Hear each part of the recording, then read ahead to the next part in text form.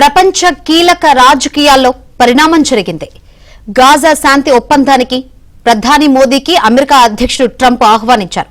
Egypt అధ్యక్షుడి నుంచి కూడా మోదీకి ఆహ్వానం అందినట్టు తెలుస్తోంది. రేపు ఈజిప్ట్ లో శాంతి ఒప్పందం జరగనుంది. అయితే దీనిని పీఎంఓ ఇంకా అధికారికంగా ధృవీకరించలేదు.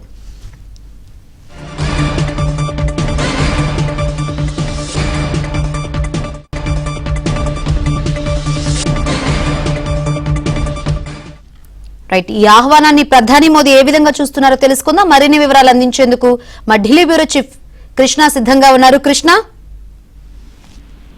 శంకరి, ప్రస్తుతానికి మనకు అందుతున్నటువంటి సమాచారం ప్రకారం ప్రపంచ నాయకులు పాల్గొనే గాజా శాంతి ఒప్పందం సమావేశం రేపు ఈజిప్ట్ లోని షార్మ్ ఎల్ షేక్ లో ఆ నగరంలో జరగబోతుంది. ఈ సమావేశాన్ని ఈజిప్ట్ అధ్యక్షుడు అబ్దెల్ ఫతాహ్ ఎల్ సిసి ఏర్పాటు చేశారు. అమెరికా అధ్యక్షుడు డొనాల్డ్ ట్రంప్ కూడా ఇందులో పాల్గొంటున్నారు.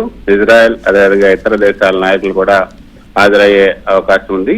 అయితే మోదీకి ఆహ్వానం వచ్చిందా లేదా అన్న దానిపైన మరి కొద్దిసేపట్లో స్పష్టత వచ్చే అవకాశం ఉంది. కానీ కొంత మనకు ఉన్నటువంటి విశ్వసనీయ వర్గాల సమాచారం ప్రకారం ట్రంప్ అదేవిధంగా ఈజిప్ట్ అధ్యక్షుడు మోదీకి ఆహ్వానం పంపారని మనకు తెలుస్తుంది. అయితే భారత ప్రభుత్వం కానీ మోదీ కార్యాలయం కానీ పిఎంఓ కానీ ఇంకా ప్రస్తుతానికైతే అధికారికంగా ధృవీకరించలేదు. హమాస్ నాయకత్వం మాత్రం ఈ ఒప్పందం పైన అసంతృప్తిగా ఉంది. తమ ప్రతినిధులు సంతకం ఈ యొక్క సిగ్నేచర్ కార్యక్రమానికి హాజరు కావడం లేదు మాత్రం ప్రకటించింది. గాజా శాంతి ఒప్పందానికి మోదీకి ఆహ్వానం వచ్చింది అన్నది ఇప్పటి వరకు కూడా అధికారికంగా నిర్ధారించలేదు. కానీ మోదీ కూడా ఇందులో పాల్గొనే అవకాశాలు ఉన్నాయన్నది మనకు అందుతున్నటువంటి సమాచారం. రేపు ఈజిప్ట్ లో శాంతి సమావేశం జరుగుతుంది.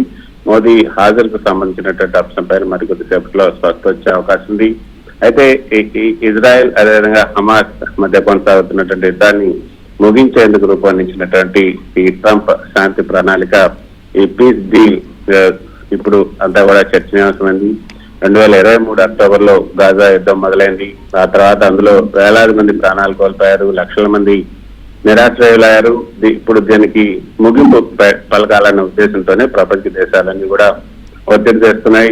యుద్ధం ఈ శాంతి ఒప్పందం యొక్క ప్రధాన ఉద్దేశం యుద్ధాన్ని పూర్తిగా ఆపడం, ఇజ్రాయెల్ అదేవిధంగా హమాస్ మధ్య కాల్పుల విరమణ సీజ్ ఫైర్ జరగటం, గాజాలో శాంతి పరిపాలన ఏర్పాటు కావటం, హమాస్ పాలనకు బదులుగా అంతర్జాతీయ పర్యవేక్షణలో తాత్కాలిక ప్రభుత్వం ఏర్పాటు చేయటమే అక్కడ ప్రధానమైనటువంటి లక్ష్యం.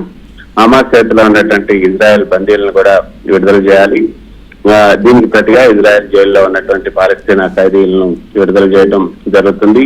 గాజాలో మౌలిక సదుపాయాలు పునర్నిర్మించేందుకు కూడా ప్రపంచ దేశాలు సహాయం అందిస్తున్నాయి. అందులో ఆ సహాయంలో భారత్ కూడా పాల్గొనాలి అనేది ప్రపంచ దేశాధినేతల నుంచి భారత్ కు అందుతున్నటువంటి ఆ యొక్క సంకేతం.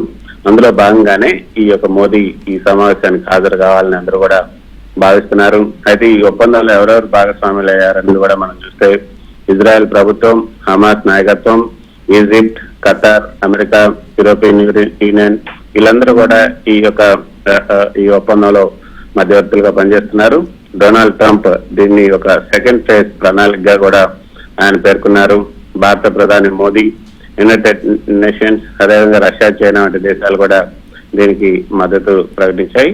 కాబట్టి ఈ ఒప్పందానికి ప్రాథమిక అంగీకారం సాధించారు. కానీ హమాస్ ఇంకా కొన్ని నిబంధనలపైన అభ్యంతరాలు అయితే తెలుపుతోంది. రేపు ఈజిప్ట్ లో ఉన్నటువంటి షార్మ్ ఎల్ షేక్ నగరంలో తుది ప్రకటన దీనికి సంబంధించినట్టు సమావేశం జరగబోతుంది. ఈ గాజా శాంతి ఒప్పందం అనేది ఇజ్రాయెల్ హమాస్ యుద్ధాన్ని ఆపి గాజా ప్రాంతంలో శాంతి పునర్నిర్మాణం తీసుకురావడమే లక్ష్యంగా ఉన్నటువంటి అంతర్జాతీయ ఒప్పందం. సో ఈ యొక్క ఒప్పందానికి ఈ సమావేశంలో ప్రధాని మోదీ కూడా పాల్గొనే అవకాశాలు ఉన్నాయి. Right, thank you Krishna.